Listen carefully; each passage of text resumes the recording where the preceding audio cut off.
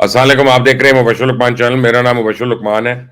وہ کہتے ہیں نا، یعنی غرور کا سر نیچے ہوتا ہے. تو یاد رکھیں اب یہ اندر سے حملہ ہو رہا ہے.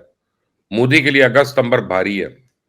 میں کہتا ہوں یہ فارمولا پرانے زمانے کے حد تک تو ٹھیک تھا، لیکن آج اس ترقی یافتہ دور میں غرور کا سر صرف نیچے نہیں ہوتا بلکہ اس کا منہ بھی کالا ہوتا ہے. آپ کو یاد ہوگا کہ پاکستان اور بھارت کے درمیان جب سیز فائر ہوا تھا تو اس کے چند روز بعد اس کمینے مودی نے پاکستان کو دھمکی دی تھی کہ چپ چاپ روٹی کھاؤ ورنہ میری گولی تو ہے ہی. اس شیطان کا یہی غرور آج اس کو لے ڈوبا. یہ کمینہ پچھلے 2 مہینے سے لوگوں کو آپریشن سندور کی کامیابی کے جھوٹے قصے سنا رہا ہے، اپنی قوم کے سامنے ڈینگے مار رہا ہے، دنیا کے سامنے جھوٹ بول رہا ہے. لیکن لوگ اب اس کے جھوٹ سے تنگ آ چکے ہیں.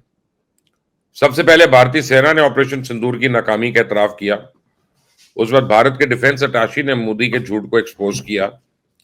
پھر راہل گاندھی نے مقبوضہ کشمیر کا دورہ کیا اور وہاں پر ہونے والی تباہی خود اپنی آنکھوں سے دیکھی اور پاکستان کی فتح کے ویڈیو ثبوت پوری دنیا کو اس نے دکھائے.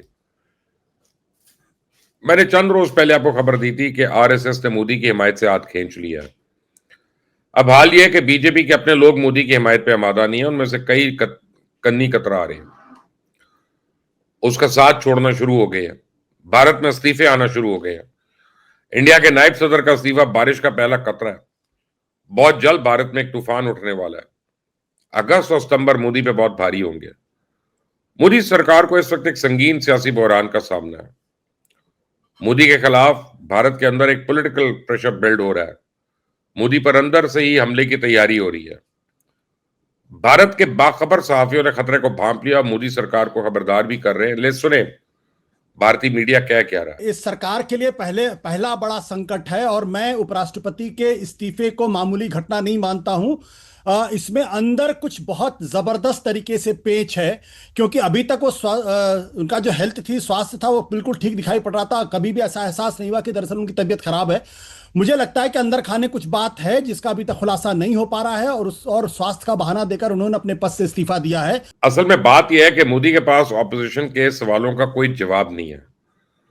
لوک سبھا کا مانسون سیشن مودی سرکار تباہ کن ثابت ہو رہا ہے. اپوزیشن جماعتوں کا صرف ایک ہی سوال ہے کہ آپریشن سندور سے بھارت کو ملا کیا. مودی کو ایوان میں راہل گاندھی کا سامنا کرنے کی جرت نہیں ہوئی. پیچھے رہ گئے راج ناتھ اور امیت شاہ، تو وہ دونوں بھی پچھلے کئی روز سے چپ ہے، خاموش ہے. مودی سرکار کی اس پراسرار خاموشی پہ ہندوستان کا غیر جانبدار میڈیا بول پڑا. وہ پوچھ رہا ہے کہ اپنے دیش کو آگے لے کے جانا تھا تو پھر یہ واپسی کا سفر کیوں شروع کر دیا بھائی؟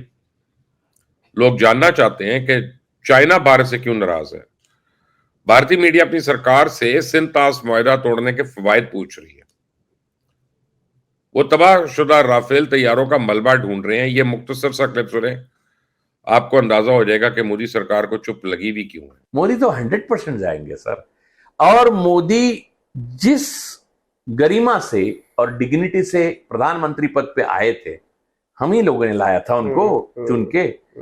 ہم اپنی ذمہ داری سے بھاگ نہیں سکتے، لیکن اتنے ہی بے عزت ہو کر جائیں گے، ذلیل ہو کر جائیں گے، کیونکہ انہوں نے دیش کے ہت میں کچھ بھی نہیں کیا. یقین مانے بھارت کی ضلالت میں پاکستان کا کوئی دوش نہیں ہے، کوئی قصور نہیں ہے، کوئی سازش نہیں ہے، کوئی پلاننگ نہیں، حتیٰ کہ پاکستان نے اس کی کبھی خواہش بھی نہیں کی تھی. مودی جیسا نالائق دشمن تو خدا سب کو دے. میں نے شروع میں آپ کو بتایا تھا کہ اگست اور ستمبر میں بھارت کے لیے اور بھارت کے پردھان منتری کے لیے بہت بھاری ہوں گے. حملہ اندر سے ہوگا، باہر سے نہیں ہوگا. مودی کے خلاف بلڈ ہونے والا سیاسی پریشر اگست میں زور پکڑے گا. ہر گزرتے دن کے ساتھ مودی سرکار کمزور سے کمزور ہوتی چلی جائے گی. 15 اگست کو بھارت کا یوم آزادی ہے. اس دن جب دلی پہ ترنگا لہرایا جائے گا، این اس وقت نیو یارک میں اور لندن میں ترنگا نظر آتش کیا جائے گا. سکھ فار جسٹس تنظیم نے یہ منظر لائیو دکھانے کا انتظام کر لیا. یہی نہیں، 17 اگست کو امریکہ میں آزاد خالصتان کے لیے ریفرینڈم کی بھی تیاریاں مکمل ہیں. گرپتوت سنگھ پنو کا دعویٰ ہے کہ کشمیر کی آزادی کا راستہ پنجاب سے ہو کے گزرتا ہے. مجھے یقین ہے کہ سکھ فار جسٹس تنظیم کے یہ دونوں ایونٹ بھارت کے اندر سیاسی بے چینی کو عروج پہ پہنچا دیں گے. اس کے بعد آئے گا ستمبر، اور ستمگر ہوگا ستمگر، اور امریکہ کی جانب سے بھارت کو دی گئی مہلت ختم ہو جائے گی. آپ کو یاد ہے نا کہ چند دن پہلے وائٹ ہاؤس نے بھارت کو وارننگ دی تھی کہ آپ کے 50 دن ہیں، اس عرصے میں آپ نے رشیا سے تیل کی خریداری بند نہ کی تو آپ کو نتائج کا سامنا کرنا پڑے گا۔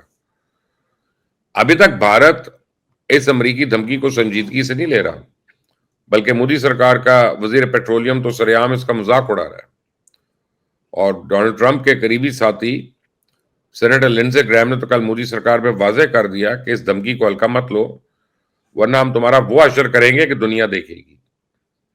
میں سمجھتا ہوں کہ بھارت کے لیے آگے کنواں پیچھے کھائی والی صورتحال ہے۔ بھارت رشیا سے تیل کی خریداری جاری رکھتا ہے تو اسے امریکن پابندیوں کا سامنا کرنا پڑے گا۔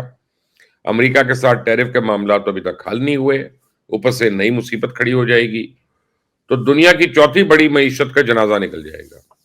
اور مودی نے اگر دوسرا آپشن استعمال کیا، یعنی امریکی دباؤ کے سامنے ہتھیار ڈال دیے اور رشیا سے تیل کی خریداری بند کر دی، تو پھر معیشت کے ساتھ ساتھ اس کی اپنی سیاست کا بھی پھٹا بیٹھ جائے گا۔